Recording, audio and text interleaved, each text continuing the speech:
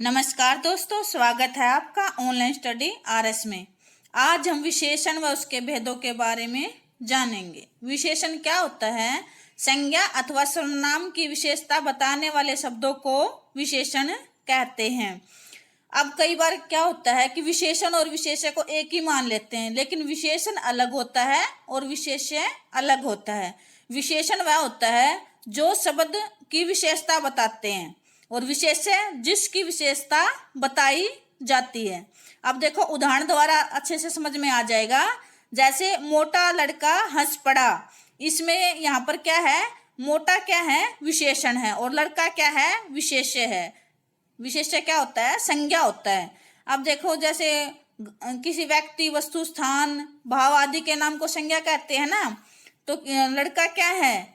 व्यक्ति है। ठीक है, लड़का क्या है? व्यक्ति है, संज्ञा है। तो यहाँ पर जिसकी विशेषता बताई जाए, किसकी बता रही है? लड़के की। लड़का कैसा है? मोटा है। मोटा, पतला, छोटा, बड़ा, लंबा, ये क्या होता है? विशेषता होती है। तो जिसकी विशेषता बताई जाए उसे विशेषण कहते हैं, और जिसकी विशेषता बताई जाए उसे विशेष्य कहते हैं। और जो शब्द होते हैं जो विशेषता बताते हैं वो क्या होते हैं? विशेषण होते हैं। विशेषण के 4 भेद होते हैं। कौन कौन से? सर्वनामिक विशेषण, संख्यावाचक विशेषण, गुणवाचक विशेषण, परिमाण बोधक विशेषण। सबसे पहले हम सर्वनामिक विशेषण के बारे में पढ़ेंगे। सर्वनामिक विशेषण कौन से होते हैं? विशेषण के रूप में प्रयुक्त होने वाले सर्वनाम को सर्वनामिक विशेषण कहा जाता है। इसके 2 उपभेद होते हैं। अब देखो, इसको डिटेल में बताया गया है। मौलिक सर्वनामिक विशेषण और यौगिक सर्वनामिक विशेषण। मौलिक सर्वनामिक विशेषण कौन से होते हैं? जो सर्वनाम बिना रूपांतरण के मौलिक रूप से संज्ञा से पहले आकर उसकी विशेषता बताते हैं, यानी कि जो संज्ञा होती है उससे पहले आते हैं। उदाहरण देखिए, जैसे यह घर मेरा है, इसमें यहाँ पर सर्वनाम क्या है? यह। वह किताब फटी है, वह क्या है? सर्वनाम है। और संज्ञा क्या है? घर, किताब, ये क्या है? संज्ञा है। इसमें क्या है? मौलिक सर्वनामिक विशेषण में जो संज्ञा से पहले आकर, जो सर्वनाम होते हैं वो संज्ञा से पहले आकर उसकी विशेषता बताते हैं, तो उसे क्या कहते हैं? सर्वनामिक विशेषण कहते हैं। जैसे यह घर मेरा है, घर क्या है? संज्ञा है, और सर्वनाम क्या है? यह। तो यह क्या हो गया? सर्वनामिक विशेषण हो गया। और यदि यह वाक्य ऐसे होता, यह मेरा घर है, तो यहाँ पर क्या होता? सर्वनाम होता। यह किसका काम करता? सर्वनाम का काम करता। और यह घर मेरा है में क्या है? सर्वनामिक विशेषण के रूप में है। समझ में आ गया? अब देखो, वह किताब फटी है, यहाँ पर वह किसका काम कर रहा है? सर्वनामिक विशेषण का। और यदि यह वाक्य ऐसे होता, वह फटी किताब है, तो यहाँ पर क्या होता? वह किसका काम करता? सर्वनाम का। ठीक है, समझ में आ गया? जो संज्ञा से पहले आता है जो सर्वनाम, वहां पर क्या होता है? सर्वनामिक विशेषण होता है। अब देखो, याद रखना पड़ेगा ये जो यह, वह, किंतु, तो, तुम, वह, कौन, ये क्या है? सर्वनाम है। और यदि संज्ञा से एकदम पहले आते हैं, संज्ञा के साथ आते हैं ये, तो क्या है? ये सर्वनामिक विशेषण है। और यदि जैसे यह किताब फटी है, किताब क्या है? संज्ञा है, और वह क्या है? वह क्या है? सर्वनाम है। संज्ञा से पहले आया है, तो यहाँ पर इस वाक्य में क्या है? सर्वनामिक विशेषण है। और यदि यह फटी किताब है, तो यहाँ पर क्या होता? सर्वनाम होता। सर्वनाम का काम कर रहा होता वह किसका काम कर रहा होता? सर्वनाम का। अब देखो, जैसे यह है, वह फर्नीचर पुराना है, तो यहाँ पर इस वाक्य में क्या है? सर्वनामिक विशेषण है। वह किसका काम कर रहा है? वह किसका काम कर रहा है? सर्वनामिक विशेषण का। और यदि वाक्य ऐसे होता, वह पुराना फर्नीचर है, तो यहाँ पर क्या होता? वह किसका काम कर रहा होता? सर्वनाम का। ठीक है, यदि संज्ञा से पहले सर्वनाम आए तो वहां पर क्या है? सर्वनामिक विशेषण है। यह, वह किसका काम करते हैं? यहाँ पर सर्वनामिक विशेषण का। यौगिक सर्वनामिक विशेषण जो मूल सर्वनामों में प्रत्यय लगने से बनते हैं, यानी कि प्रत्यय के रूप में, यदि उस प्रत्यय के रूप में काम करते हैं, यानी कि उसमें ऐड किया जाता है, जो जैसे कैसा घर चाहिए, कैसा में सा क्या है, जोड़ा गया है, उसके साथ प्रत्यय लगाया गया है।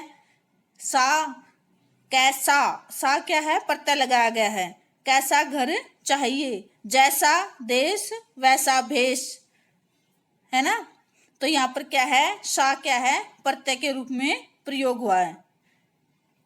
तो यहाँ पर यौगिक सर्वनामिक विशेषण है। नेक्स्ट है गुणवाचक विशेषण, जो शब्द संज्ञा या सर्वनाम के गुण, धर्म, स्वभाव का बोध कराते हैं उन्हें गुणवाचक विशेषण कहते हैं। जैसे यह काली गाय है, गाय कैसी है, काली है। तो ये क्या है, इसके रंग रूप गुण के बारे में बताया गया है। किसके बारे में, गाय के बारे में। तो यहाँ पर क्या है, गुणवाचक विशेषण है। यह मोटा आदमी है, आदमी कैसा है, मोटा है, पतला है, लंबा है, कैसा है, मोटा है। तो यहाँ पर आदमी के गुण, स्वभाव, आकार के बारे में बताया गया है। तो यहाँ पर क्या है, गुणवाचक विशेषण। संख्यावाचक विशेषण, जो शब्द संज्ञा या सर्वनाम की संख्या का बोध कराते हैं उन्हें संख्यावाचक विशेषण कहा जाता है। ये भी दो प्रकार के होते हैं, निश्चित संख्यावाचक और अनिश्चित संख्यावाचक। निश्चित संख्यावाचक में क्या होता है, इसमें निश्चित संख्या का बोध होता है। जैसे 10 लड़के खड़े हैं, इसमें काउंट किया गया है कि कितने लड़के खड़े गए हैं, संख्या बताई गई है, कितनी है, 10 है। कितने लड़के खड़े हैं, 10। 50 रुपए दे दो, इसमें निश्चित संख्या है कि उसे कितने रुपए चाहिए, कितने पैसे चाहिए, 50 रुपए। ठीक है, कितने रुपए चाहिए, 50 रुपए। निश्चित है, उसे 10, 20 या 100 इतने नहीं चाहिए, सिर्फ 50 रुपए चाहिए। ठीक है, निश्चित हो गया कि इसमें काउंट किया गया है कि कितनी संख्या में पैसे चाहिए, 50 रुपए। ठीक है, नेक्स्ट है अनिश्चित संख्यावाचक, इसमें संख्या का निश्चित बोध नहीं होता। जैसे कुछ आदमी चले गए, इसमें निश्चित नहीं है कि कितने आदमी चले गए, काउंट नहीं किया गया है कि कितने चले गए। इसमें बस अंदाजा लगा के कह दिया कि कुछ आदमी चले गए, कुछ लोग आ गए। निश्चित संख्यावाचक में क्या होता है, इसमें काउंट किया जाता है कि इतने रुपए चाहिए या इतने आदमी आ गए, इतने आदमी चले गए। तो अनिश्चित में क्या होता है कि निश्चित नहीं होता कि इतने आ गए और कितने चले गए। ठीक है, नंबर 4 है परिमाण बोधक विशेषण, जिन विशेषण से संज्ञा सर्वनाम के परिमाण का बोध हो अर्थात नापतोल का बोध हो वहां परिमाण बोधक विशेषण होता है। इसके भी दो भेद होते हैं, निश्चित परिमाण बोधक और अनिश्चित परिमाण बोधक। इसमें भी देखो, इसमें मापतोल का निश्चित बोध होता है। जो निश्चित परिमाण बोधक होता है इसमें मापतोल का निश्चित बोध होता है। जैसे 10 किलो गेहूं, 5 किलो दाल। अब क्या है,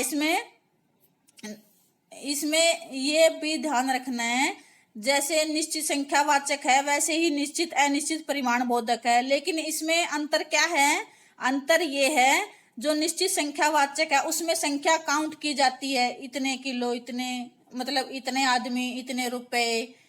ठीक है, इसमें भी लिखा हुआ है 10 किलो, लेकिन इसमें एक अंतर ये है कि इसमें नापतोल किया जाता है, वेट किया जाता है वस्तुओं का, चीजों का। ठीक है, ये अंतर है। उसमें सिर्फ संख्या काउंट की जाती है। निश्चित संख्यावाचक अनिश्चित संख्यावाचक में क्या किया जाता है, संख्या को काउंट किया जाता है। और जो निश्चित अनिश्चित परिमाण बोधक होते हैं उसमें क्या होता है, इसमें काउंट के साथ साथ वस्तु का नापतोल भी किया जाता है। ठीक है, अंतर समझ में आ गया। यदि कई बार पेपर में क्या होता है, परिभाषा दे दी जाती है तो इसमें क्या है, ये बताना होता है कि निश्चित परिमाण बोधक की है या निश्चित संख्यावाचक की है। तो हमें क्या देखना होता है कि इसमें नापतोल, वस्तुओं का नापतोल दिया गया है या संख्या काउंट की गई है।